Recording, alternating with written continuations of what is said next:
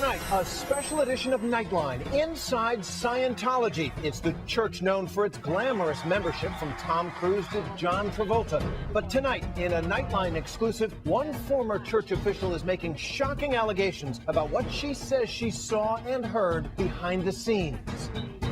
Plus, secrets or lies. She says she was held against her will and physically humiliated. People are screaming at you. Sometimes water's poured over you. The church denies it. The story behind an explosive battle pitting the rich and powerful Church of Scientology against a woman who says she's fighting to save her religion. And chow time, behind the scenes at tonight's White House state dinner. How do you throw the pitch-perfect party for the leader of the free world and 78 heroes? From the global resources of ABC News, with Terry Moran, Cynthia McFadden, and Bill Weir in New York City. This is Nightline, February 29th, 2012. Good evening, I'm Terry Moran. Well, the Church of Scientology is one of the world's newest religions and growing, opening dozens of new churches around the world and making high-profile converts in places like Hollywood. But tonight, a former Scientology insider will allege that there is much we don't know about this famously powerful, wealthy, and secretive institution. Allegations of misuse of power and physical harassment. ABC's Dan Harris brings us an exclusive interview with a woman who was once a high-ranking church official. In his report, Scientology, an insider speaks.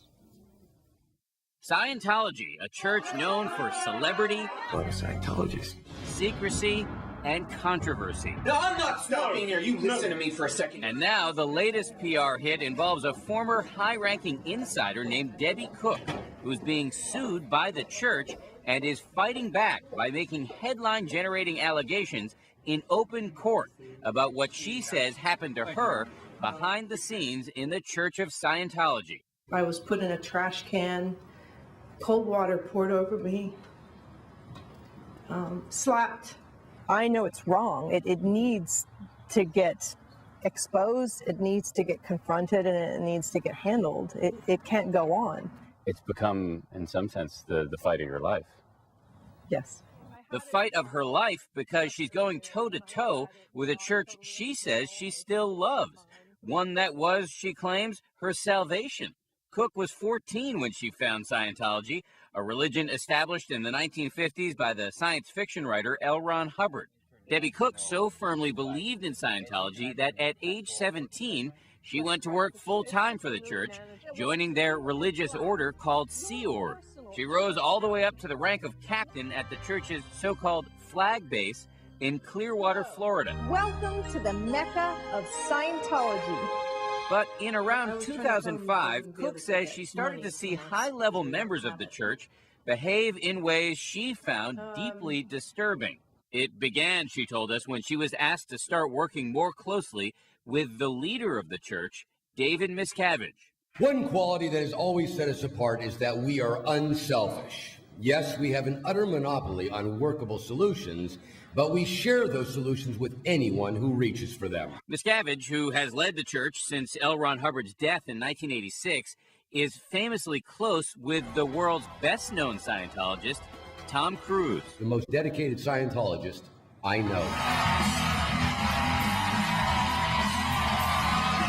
I have never met a more competent, a more intelligent, a more tolerant, a more compassionate being. We are lucky to have you, and thank you very much. But Debbie Cook has testified in court that she saw Miscavige punch a fellow Scientology executive. You punched him in the face? Yes. I've never seen anything like this before. Never. And you had no inkling that it was even possible? No, I never conceived of that. I mean, I've been in Scientology since I was 14 years old. I was on staff since I was 17. At that point, it had been more than 25 years being there. I'd never seen anything like that. It was inconceivable. While she says Miscavige never hit her, she did testify that he ordered his secretary to do so. And she did it? And she did it very hard, yes. Hard enough that you fell down? Yes. Why did he ask her to do this? You know, he was displeased about how I was answering a question, wasn't what he wanted to hear in some way. Did you feel like you could retaliate? No, absolutely.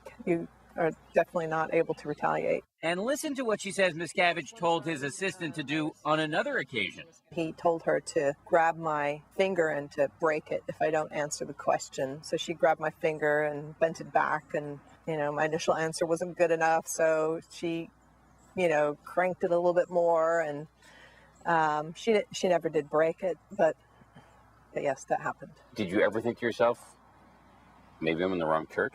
No, I never had that thought that I was in the wrong church. I think that somebody else was in the wrong church, or someone else was in the wrong place, I should say. This doesn't belong in church at all. In repeated letters to ABC News, Scientology officials have denied that David Miscavige ordered Debbie Cook to be slapped or to have her finger bent back, or that he punched a fellow executive.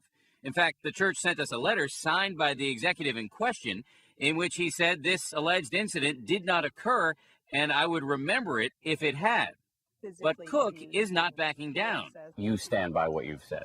I absolutely do. In her testimony, she goes even further, alleging that in June of 2007, while she was working at the Scientology International Base in Southern California, she was suddenly and physically removed from an office by two large men while she was on the phone with David Miscavige.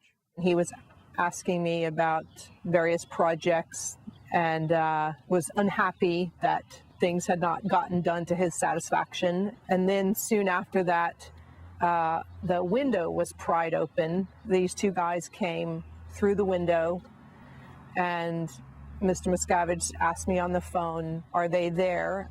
I said yes. He said goodbye. And then I was physically taken off with these two guys to the hole. The hole. According to Cook's testimony, it was located here in a pair of double-wide trailers on the international base. And when I was there, it had bars on the windows and security guards posted at the one door for entering and exiting. What do you have to do in order to be sent to the hole? You have to really have caused what Mr. Miscavige considered to be, harm, or, you've really done enough bad that you're being sort of quarantined in the hole. And when you're in there, can you leave? No, you cannot. What would happen if you tried to leave? You can't. You just can't leave. There's guards at the door. Coming up, what Debbie Cook says happened to her and the other executives inside the hole, and the church's response.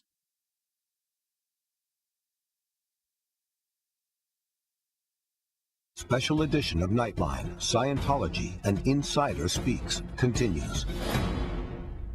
So as Deva teased, the Church of Scientology is the only way forward to mental clarity, spiritual enlightenment, and as its members call it, clear. Debbie Cook, a former church official, says she still believes that, and yet she's taken the stand in a Texas courtroom to testify that church officials held her against her will in a place known as the hole that church officials deny even exists.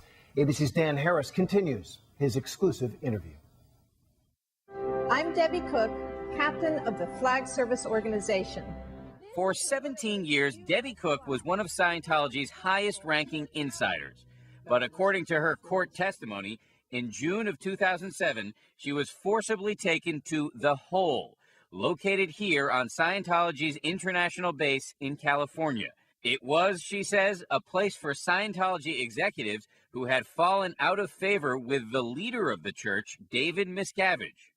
Cook testified she was in the hole for 7 weeks, that she and the other executives were fed a sort of slop, that the place was crawling with ants, and that the temperature at times reached 106 degrees.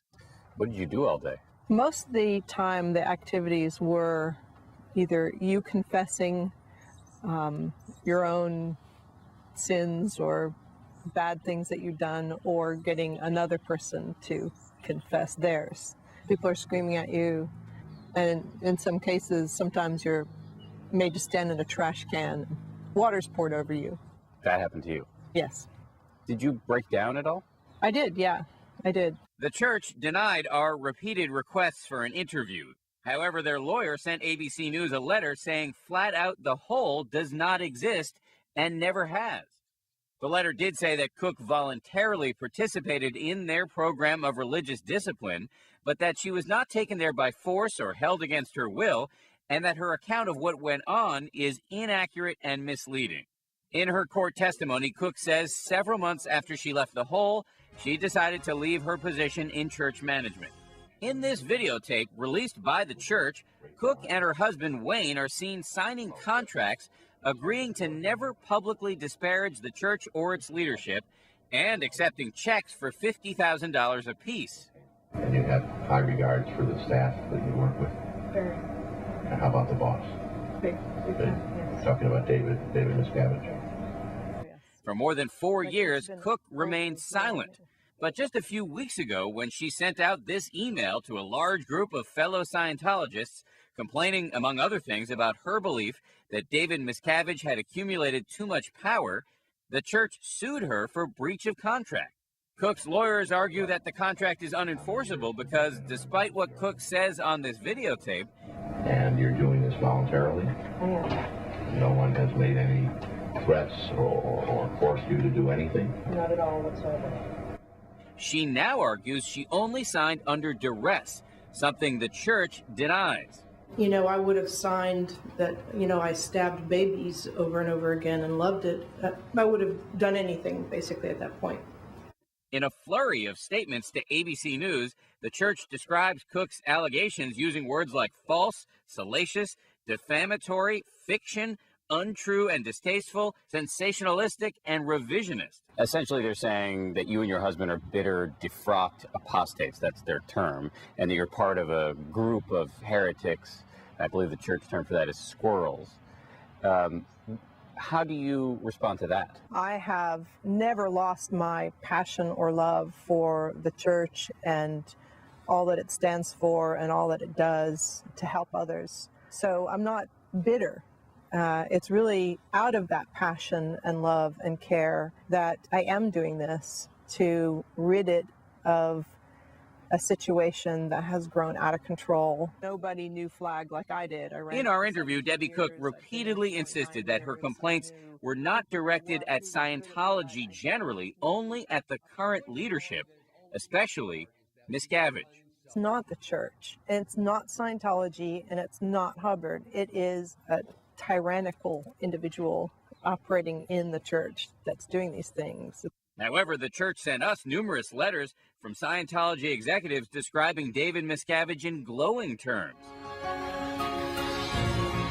The church says the real story here, as told in this upbeat ad they've been running on national TV of late, is the explosive growth of Scientology, with 25 new churches built in the last 5 years alone, along with extensive anti-drug and human rights programs. The church now says Debbie Cook can no longer enter any Scientology building and cannot even call herself a Scientologist. It's very hard. It's very traumatic for me. And the only thing that drives me is the fact that I hope I can affect a change, and I hope I can in some way help to get it back to what it is supposed to be, what it was always intended to be. How optimistic are you that you can do that? I don't know. I'm not sure. For Nightline, this is Dan Harris in Bulverde, Texas. Church officials say they're pressing forward with their case against Debbie Cook, and that each time she speaks publicly, it will cost her for violating her confidentiality agreement. Cook says she's aware of those risks, but they're worth it if it brings reforms. Thanks to Dan Harris for that. Up next, we're going to take a rare look behind the scenes at a White House state dinner.